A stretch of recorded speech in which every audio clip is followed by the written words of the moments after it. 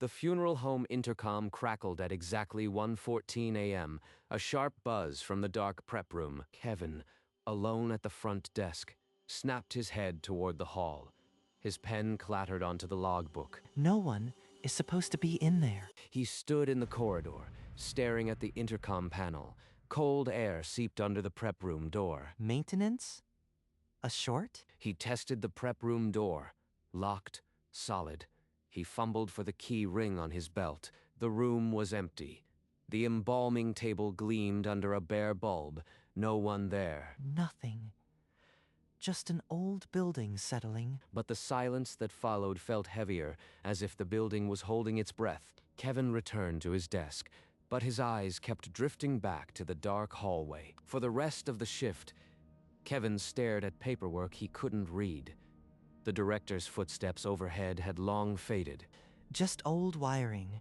That's all it is. The next night, the clock in the hallway ticked toward 1:14 again. The funeral home held its breath. At exactly 1:14, the intercom buzzed, sharp and invasive in the silence. Not again. Not at the exact same minute. Kevin forced himself into the corridor. His hand trembled inches from the intercom panel. There is no one there. I checked. So how is it buzzing? Cold air pooled around his ankles. Down the back hallway, a ceiling light flickered erratically. I can feel something watching me right now. He retreated to the desk, but the noise had cracked something open. This was not a one-time fault. The third night, the intercom buzzed at 1:14 precisely. Kevin stayed frozen at his desk, listening to the sound echo down the empty hallway. 3 nights. Same exact minute. That is not a coincidence. By the fourth night, Kevin had abandoned his apartment. He slept in a chair at the front desk, but the building never let him fully rest. I checked every wire behind that panel. There is no short, no timer, nothing. Cold spots pooled along the baseboards, especially near the prep room door. The temperature dropped the moment the buzzer sounded. A low thump came from inside the prep room. He unlocked the door quickly, but the room was still and empty. I keep thinking I see something move at the edge of the light.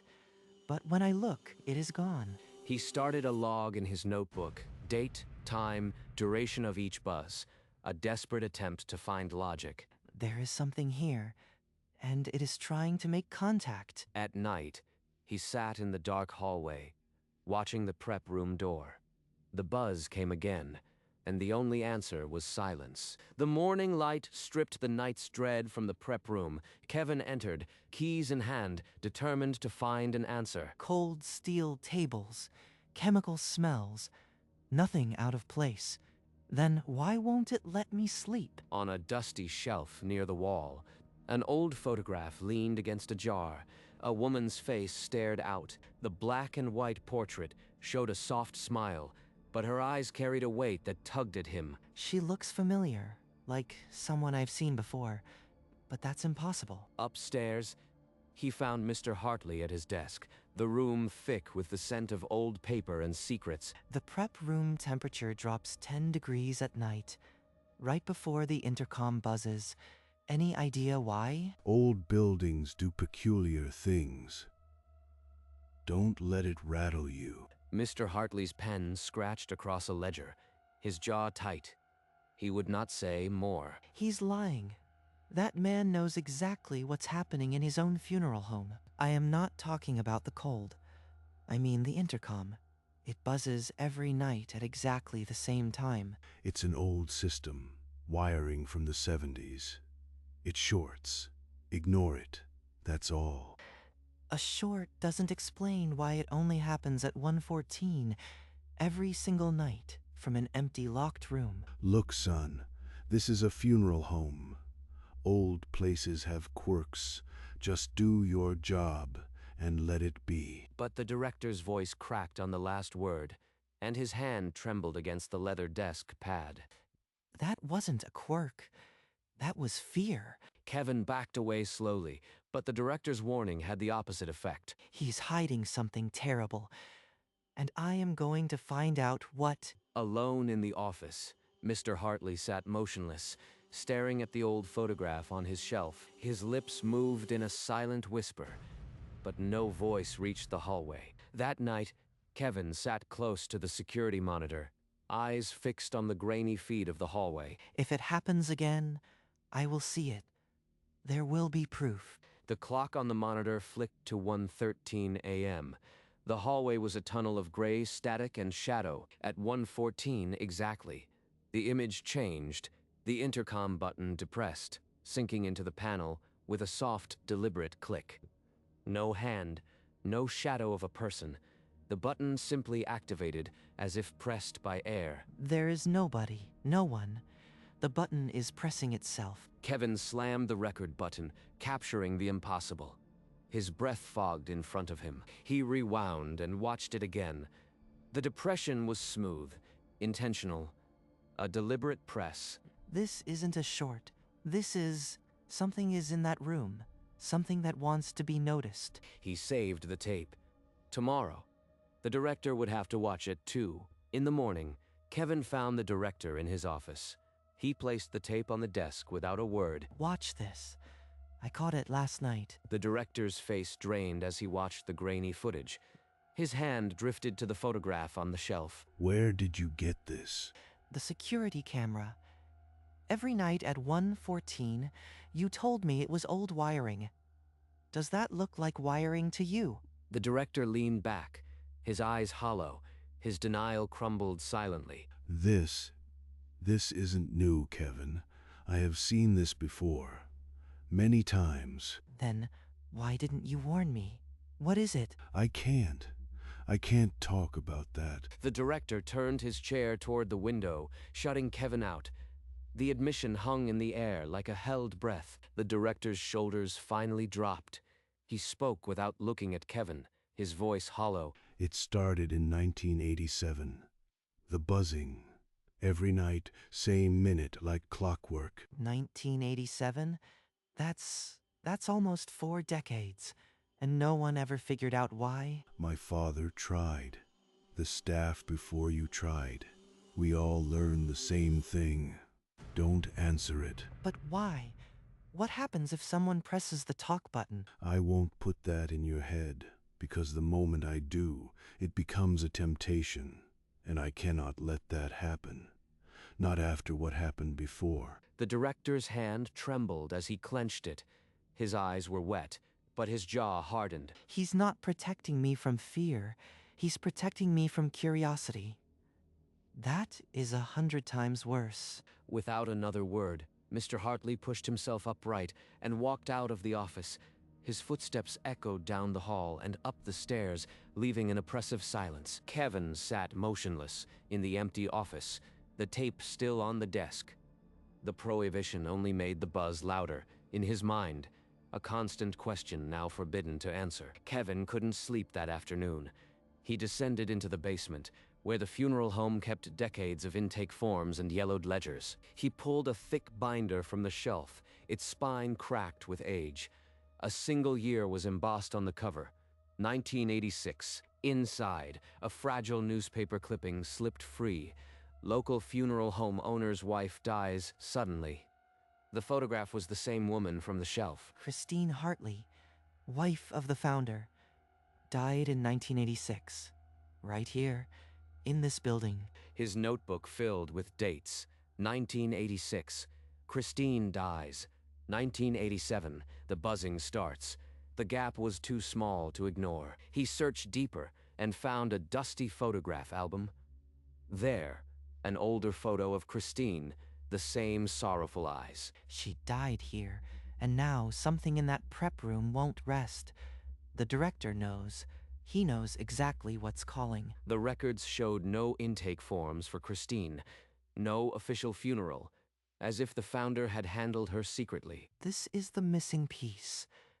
She's still here because she was never properly laid to rest, and the buzzer is her trying to reach out. He closed the album, but the question now had a shape. Not what was buzzing, who, and the only way to be sure was to answer. That night, the funeral home felt heavier than ever, as if the walls had learned to listen. He stared at the security feed. The hallway was a graveyard of shadows. The intercom panel still and dark. At exactly 1:14 a.m., the intercom buzzer erupted, but it didn't cut out. It dragged into a hiss of electric static. Through the static, a voice emerged. A whisper, thin and distant, yet unmistakably a word. Kevin. She said my name. That's not possible. It's never spoken before. He stood frozen, his hand instinctively moving toward the talk button, breath caught in his throat. Help me. I am still here. She's calling out, begging. If I answer, maybe I'll understand. But the director warned me, never press that button. His fingertip touched the cold metal of the button. He didn't press it. Not yet. But the decision had already been made. The next morning, Kevin avoided the director's gaze. He couldn't shake the whispered echo of his own name. I should ask him again. Demand the truth. But if I push too hard, he might send me away before I ever learn what's happening. That night, the funeral home settled into its usual oppressive silence. But this silence had teeth. At exactly 1:14, the intercom screeched, but Kevin forced himself to stay at the desk, fists clenched white. My body won't listen. It's as if the buzz is a leash dragging me toward that door. The speaker crackled with a low, grieving hum, a sound that almost formed words, repeating beneath the static. Please, I need help. What if she's trapped? What if answering is the only way to set her free? The director might be wrong. He returned to his desk, but the debate carved a deep groove in his mind, playing on a loop until the gray hours of morning. By the time dawn bled through the windows, the question was no longer if, only when. That evening, the funeral home lay in an expectant hush. Kevin could feel it, the weight of what he was about to do. At 1:14, the intercom erupted. But this time, Kevin didn't flinch. He stood up, slowly as if pulled by an invisible thread. If I answer, it might stop. The director's warning was just fear. Old and stubborn. This could be the solution. He walked into the hallway, the cold biting at his skin. The prep room door loomed, the intercom panel calling like a beacon. Maybe this is what she needs. To be heard. To be released. His hand closed over the talk button. It was icy, as if it had been waiting for him. All right, Christine. I am listening. He pressed the button. The mechanism clicked softly, and the intercom's hum flattened into dead air. A hiss of static filled the hallway. And then silence. Heavy, breathing silence. Kevin had crossed the line. The intercom was open, and now the real conversation would begin. The static parted, and a voice came through, gentle, hollow, as if spoken through water. Christine. She's confirming it. The woman in the photograph, Christine Hartley. The speaker crackled again, and she continued, each word a breath drawn from another room. Pick me up at 114 Westmoreland Street. I am still here. Kevin's hand moved on its own, scribbling the address into his notebook. The pen scratched loud in the silence. The line went dead with a soft click, plunging the hallway into a vacuum of silence. That's our address. The funeral home. She gave me this place's address. He stared at the wet ink, each letter turning into a weight. The warning echoed in his skull, never answer. What have I done? This was a mistake. A terrible mistake. Kevin stared at the notebook, the address burning into his vision. He traced the letters with a trembling finger. 114 Westmoreland. This building. She gave me this building's address. The cold in the office deepened, as if the temperature had been draining since the voice fell silent. I should tear out this page. Burn it. Pretend it never happened. But my hands won't move. The wall clock read 3 in the morning. No sound but the low hum of the old heating system, struggling against the unnatural chill. If I just wait until morning, maybe it'll be like it never happened. But she said she's still here. Kevin wrapped his coat around his shoulders, but the cold came from inside him now. He forced himself to walk through the building, checking doors as if routine could undo whatever he'd set in motion. The director was right to be afraid. I should never have pressed it. Now, something is coming that I cannot stop. He returned to his desk and sat in the dying warmth of the lamp, waiting for the first gray light of dawn, waiting for whatever the address would bring. The gray dawn revealed a plain white van reversing into the funeral home's rear loading bay, its headlights off, engine idling like a held breath. A van this early, without notice. No call ahead. My hands are already cold. The driver, a silent figure in dark coveralls, pulled a gurney from the van's interior. No paperwork was offered yet. Kevin walked out to meet him, and the driver thrust a clipboard at his chest. The gurney waited, draped in gray. Kevin signed the bottom line out of instinct, a scrawl that barely looked like his name. The driver withdrew without a word. Alone in the cold bay, Kevin turned the form over. The name slot, in careful block letters, read Christine. Christine. The voice. The address. I wrote it down last night. This is her. He fumbled to grip the gurney's cold metal rail. The body bag rested motionless, but the air around it seemed to thrum. He wheeled the gurney into the prep room, his footsteps echoing. The intake form was still clutched in his other hand. I brought her in, just like she asked. Now, what am I supposed to do with this? With her? The prep room door banged open. Mr. Hartley froze in the doorway, his eyes moving from the gurney to the clipboard in Kevin's hand. What did you do? Where did that form come from? A van drove up at dawn. The driver handed me the clipboard. I signed without looking. The director ripped the clipboard from Kevin's grip. His hand trembled violently as he read the name. Christine Hartley. You have no idea what you've done. I answered the intercom. I know I shouldn't have, but she spoke to me. She gave me this address. The director's face drained of color. His mouth opened, but no words came out, only a raw, shaking exhale. I told you to never answer it. I warned you. Why didn't you listen? But beneath the anger, Kevin saw something worse. Old, worn terror, the kind that lives in the bones.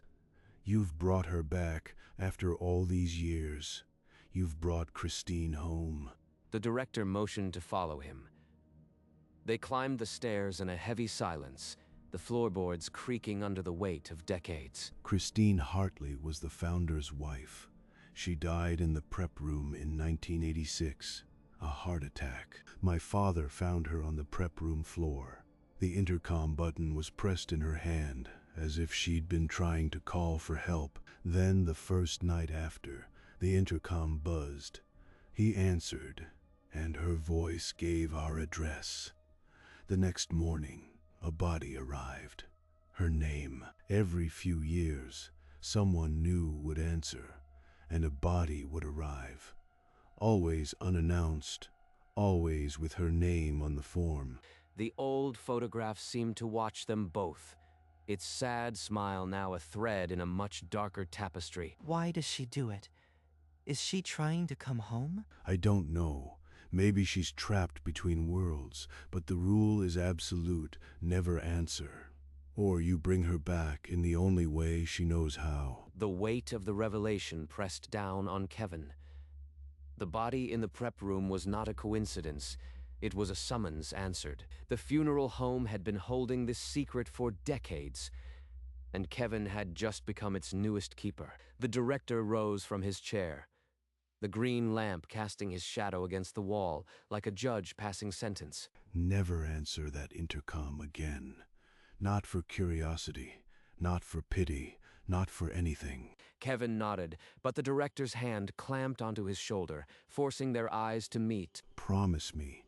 Out loud.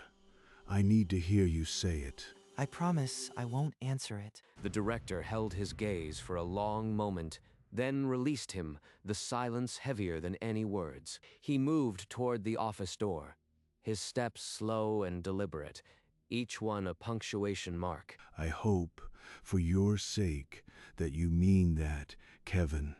This is not a warning I can give twice. Then he was gone, his footsteps echoing down the stairs until the old building swallowed them. Kevin stood motionless in the empty office, the weight of the secret pressing on his chest.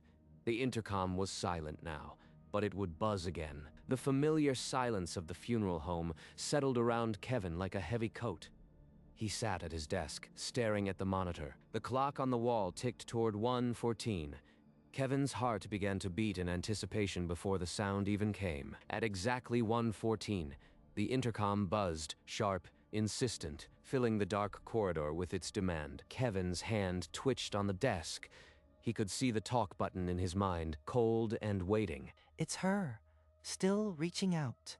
But I promised. I made a promise. He pressed his palms flat on the desk and did not move. The buzzing stretched into a second cry, then a third. I know who you are, Christine. I know what happened, but I can't answer. Not ever again. The intercom continued its rhythmic plea, but Kevin forced his eyes to the blank logbook, counting seconds until it stopped. Finally, the sound cut out, leaving a deafening silence. Kevin let out a breath he didn't realize he'd been holding. He had survived tonight, but the clock was already marking the minutes until 1:14 returned. The funeral home grew quieter with each snowfall. Kevin's life narrowed to the space between the desk and the dark hallway. At dawn, he would leave, but the buzzer's echo followed him home. The intercom waited every night, patient, eternal. I am still here, Christine, but I can't open that door again. The building stood unchanged, its secret worn into the walls. One morning, as Kevin pulled on his coat, the buzzer sounded in the empty corridor. An unsolicited reminder. He froze, hand on the knob. The sound was not at 1:14. It was a random hour, a break in the pattern. She's getting stronger, or more desperate, but I can't. I promised. He opened the door and let the cold morning air wash over him. The buzzer fell silent behind him, but it was never truly gone. The intercom remained, waiting, for the next person who might listen, or for the next era of hope. Months bled into one another, and the funeral home's chill became as familiar as his own heartbeat. Kevin stopped flinching at the buzzer. It was now a companion in the dark. The director shuffled past him like a ghost, their conversations clipped and hollow. When their eyes met, there was no anger left, only a shared exhaustion. Kevin's logbook grew with every shift. But between the lines, the same unspoken truth thrummed. At 1:14, the intercom would call. Some nights my hand drifts toward the talk button, not from curiosity, from pity. She's been alone in that room for decades. He would snatch his hand back and press it flat against the cold desk. The promise had hardened into something unbreakable. One frost-bitten morning, as Kevin locked the front door, he glanced up. The director stood in the upstairs window, a silhouette against the pale light. He's carried this secret alone, year after year. How does a man survive that without losing himself? Kevin didn't have an answer. He turned the key and walked to his car, the funeral home, a dark shape in the rearview mirror. The intercom would buzz tonight. It would buzz tomorrow, and every night after, until the building itself crumbled. Some calls are never meant to be answered, and some silences, heavy with the unspoken, are never truly quiet. Years passed without ceremony. Kevin still occupied the night desk. The intercom still called his name into the dark. I stopped counting the years. Christine is just another part of the building now. A ghost I never see, but always feel. At 1:14, the buzzer rang out, a familiar pulse against the silence. Kevin didn't look up from his logbook. The pages held nothing important, just a record of every buzz, neatly logged, never answered. When the morning light crept through the front door, Kevin pulled on his coat and stepped into the cold air. Another shift done. She never calls beyond the buzzer anymore. Maybe she's learning to wait, too. He closed the heavy door, and from inside, muffled through the wood, a single buzz sounded one extra, unsolicited farewell. Kevin paused on the icy steps, then continued to his car. The sound was already gone, absorbed by the old walls. Inside, the empty hallway stood silent again. The intercom waited.